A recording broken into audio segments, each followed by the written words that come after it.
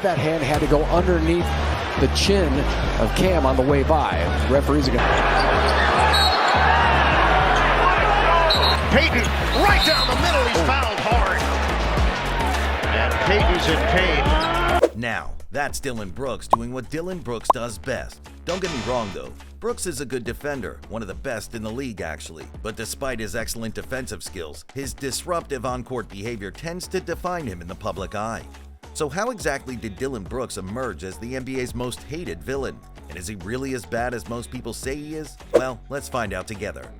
Born on the 22nd of January 1996, Dillon Brooks was raised by his mother in Mississauga, a vibrant community in the suburbs of Toronto, where his basketball journey also started. Every summer, young Brooks traded the calmness of Mississauga for the toughness and physicality of Nova Scotia, where he spent time with his father. And with time, the environment started to rub off on him. So, while he learned the basics of basketball in Mississauga, Nova Scotia provided him with the fire and spark that would eventually propel him to the top of the game. And his story is just as inspirational as the most heart-touching NBA stories you'd ever hear. As a teenager, Brooks was out of shape, but what he lacked in physicality he made up for intellectually. He was mentally superior to other kids and had the DNA of a tough competitor. Even when coaches tried to get him to switch from basketball to football, he stood his ground and rejected their offers. So he continued his basketball journey at Father Henry Carr High, where he spent 3 years before transferring to Findlay Prep, where he played alongside Kelly Oubre Jr. and averaged 8.4 points per game. From Findlay Prep, Brooks joined the University of Oregon, and his time there was a huge success in so many ways. He completed a remarkable body transformation, reducing his body fat from 17% to 8% by the end of his junior year. More importantly, it was during his time here that his elite competitive mentality and bad boy traits started to appear. Like most players in the NBA today, many of his opponents at the time weren't particularly impressed by Brooks' untamed behavior. However, his team had no complaints whatsoever about it. His coach at the time, Mike Manenga, hailed him as a basketball monk, and rightfully so. Brooks was a leader in the team, and his on-court displays helped propel the team to greater heights, including a place in the 2017 NCAA Final Four. By the end of his time in college basketball, Brooks averaged 14.7 points.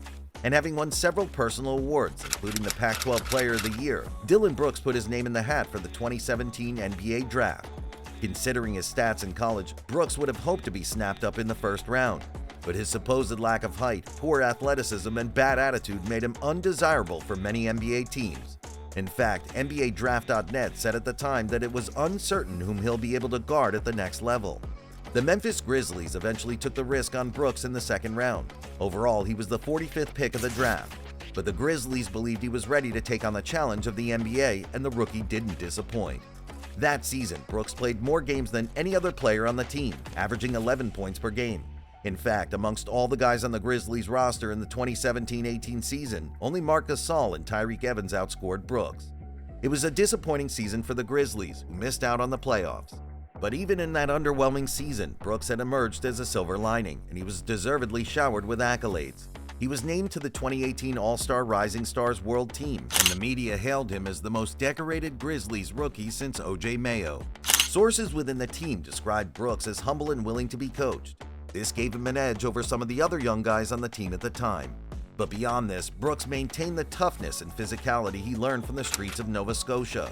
This meant that he was always on the wrong side of the chart when it came to fouls committed.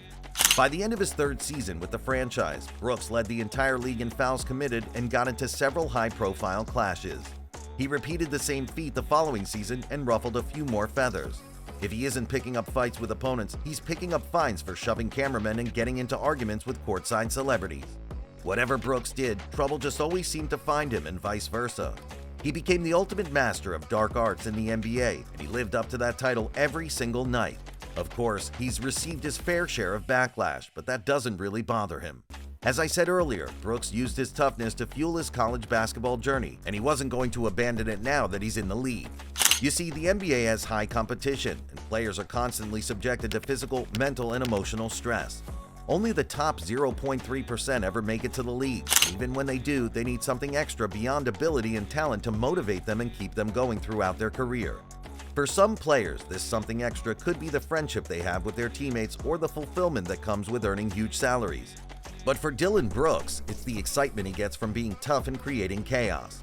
This seemingly negative energy fuels his performances every night and helps him deal with the pressure of playing in the world's premier basketball league, and we can't really blame him.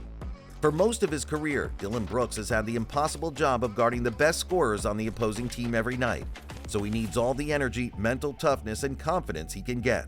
I mean, without these things, he could easily start having self-doubts after getting cooked by guys like Steph Curry. In other words, Brooks needs to have short-term memory, so things like that don't affect him mentally or his performance on the court. Over time, we've seen many college superstars like Jimmer Fredette and Adam Morrison who fumbled their chances in the NBA. And who knows, maybe their NBA careers would have turned out differently if they had the same toughness as Dillon Brooks. So instead of hating on Brooks, perhaps we should cut him some slack, especially because he's been able to balance his off-the-court troubles with his on-court responsibilities. Aside from a truckload of technicals and a few suspensions, Brooks hasn't really gotten into any trouble. At least he's never gotten the Ja Morant experience. And his stats are not as bad as most people think. Brooks averaged 14.5 points per game throughout his career at Memphis. He was the heart and soul of the team as the Grizzlies made it to 3 NBA playoffs during his time there. And despite facing off against guys like Steph Curry, Kyrie Irving, LeBron James, and even Zion Williamson, Brooks was a lock on defense in the 2022-23 season, earning himself a place in the NBA All-Defensive Second Team. However, after a disappointing loss to the Lakers in the first round of the playoffs, the Grizzlies agreed that Brooks had become a distraction they could no longer afford. The word distraction, as used here, is self-explanatory. Brooks reminded us all why he's the most hated villain in the NBA when he dissed LeBron following a fierce verbal exchange during Game 2. Brooks was no stranger to controversies. He had poked many bears and gotten away with it. But this bear is a rather large one, and Brooks should have known better. He clearly didn't read the room, and he learned the hard way. I don't know how the man feels, but obviously people have feelings, and people's feelings get hurt, even if they're called a bad word. I guess his feelings just got hurt. Just as Klay Thompson did in the 2016 NBA Finals. James played a significant role as the Lakers dumped Brooks and the Grizzlies out of the playoffs. Having failed to back up his trash talk on the court, Brooks went quiet and even declined to speak with the media. He ultimately became public enemy number 1 among NBA fans. Perhaps it was at this point that the Grizzlies started to plan Brooks' exit from the team. And it wasn't just about his off-court troubles alone. The Canadian had reportedly turned down contract offers from the Grizzlies during the season. In addition, his injury record was becoming a problem, and his performances on the court could no longer cover up for his off-the-court troubles. So it kind of made sense that the Grizzlies were willing to let him go. After a brief waiting period and rumors that he could end up in China, Brooks was signed by the Houston Rockets on a 4-year contract worth $80 million. Following the news of Brooks moving to the Rockets, some people wondered if it could be the worst offseason move, but so far that hasn't been the case. He's improved the team, especially on defense. Before Brooks came in, the Rockets consistently ranked 28th out of 30 teams in defensive rating for the 2022-23 season. But a few months into Brooks' career at the Toyota Center, the Rockets now have one of the best defenses in the league. That's certainly not a coincidence. Of course, we cannot overlook the impact of his teammates and the coach. However, there's no denying that the arrival of Brooks has given the Rockets a huge lift. And he's done it while maintaining his reputation as a bully and a villain. Contrary to what most people think, having a bad boy on your team can actually be an advantage. We saw how Draymond Green improved the Warriors when he joined the team in 2012, and Brooks seems to be having a similar effect on the Houston Rockets. With Brooks on the team, opposing teams now know that they can't just bully the Rockets without expecting some retaliation. Admittedly, a player like Brooks comes with a lot of baggage. He'll rack up fouls, fines, and suspensions every now and then, and he's definitely not on the team to be the top scorer. But just like Dennis Rodman, the Bad Boy Pistons, and Draymond Green did for the Warriors, Brooks will add a lot of grit and fighting spirit to this Rockets team. And most times, that's what separates mid-tier teams from championship contenders.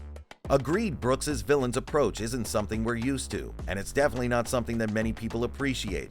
However, we've seen it work for the Pistons and the Warriors, and if everything goes as planned, there's a chance it could work for the Rockets as well. But until then, we'll make do with the cringy dance moves and heated moments that Dillon Brooks puts on display night in and night out. Speaking of controversial moments, another player in a top NBA team recently had a crazy outburst where he threw his coach under the bus, putting his promising career at risk. So check out this video right here where I explain what went down and what the future holds for him.